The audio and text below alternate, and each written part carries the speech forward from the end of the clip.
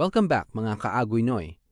Ito nga pala ang continuation ng adventure natin sa Peace Arch, US-Canada border. So pauwi na nga sana kami kaso napagdesisyonan namin na dumaan muna sa White Rock kung saan located ang pinagmamalaki nilang longest pier in Canada. So bakit nga ba tinawag na White Rock ang municipality na ito? Tara at tanungin natin si Google. White Rock, BC is named for a massive 486-ton granite boulder located on its beach. This glacial erratic was deposited by retreating ice ages ago and got its iconic color from centuries of seabird guano, which early sailors used as a navigational beacon. So kung hindi nyo nga naunawaan mga ka-Agoy Noy, ay i-translate natin sa Tagalog.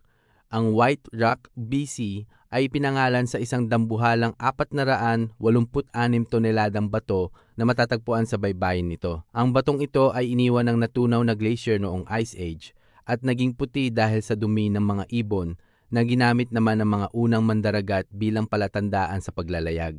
So ano pang hinihintay nyo mga ka-Agoy Noy? Tara na at samahan nyo kaming dumaan sa ipinagmamalaki nilang longest pier in Canada.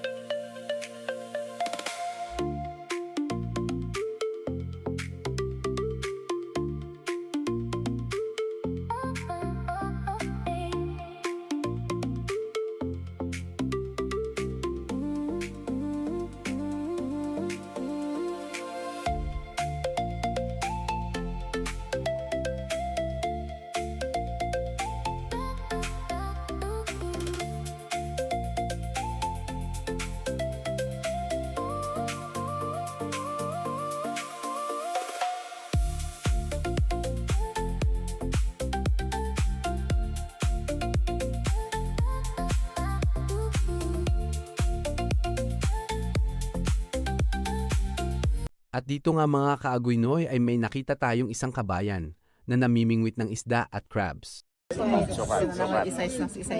Ay, bawal pag maliit pa. It's good. I think it's a good size.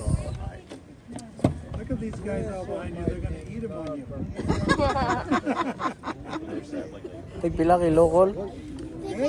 So kung mapapansin niyo mga ka-Agoy Noy, sinusukat niya yung size ng crabs kasi may exact sizes lang yung pwedeng kunin. Pag babaeng crabs at kulang ang sizes ay binabalik nila sa dagat. Ipinagbabawal sa Canada ang pagkuha ng babaeng alimango at mga kulang sa sukat upang mapanatili ang dami at balanse ng populasyon ng mga ito sa karagatan.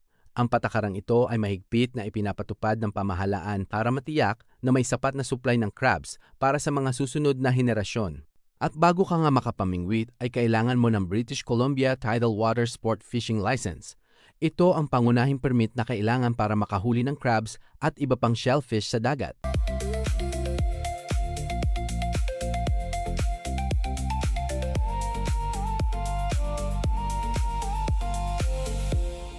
So kung mapapansin nyo nga mga ka-Agoy Noy, maraming namimingwit dito ngayon dahil low tide. Dahil pag high tide hindi makakababa ang tao dito sa kinakatayuan namin ngayon dahil ang lalim ng tubig ay aabot doon sa dulo ng tulay kung inyong makikita. Naroon nga din yung White Rock na sinasabing ipinangalan sa lugar na ito. At kita nyo rin may mga naglalakad na mumulot ng seaweeds dahil nga low tide nga ni.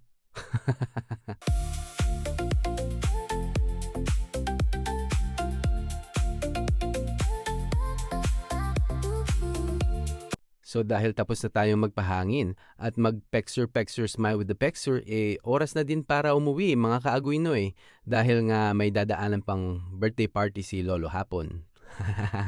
At bago tayo magpapaalam ay hindi naman ako makakapayag na di natin ito makukuhanan ng video gamit ang low budget drone natin kahit low bat na.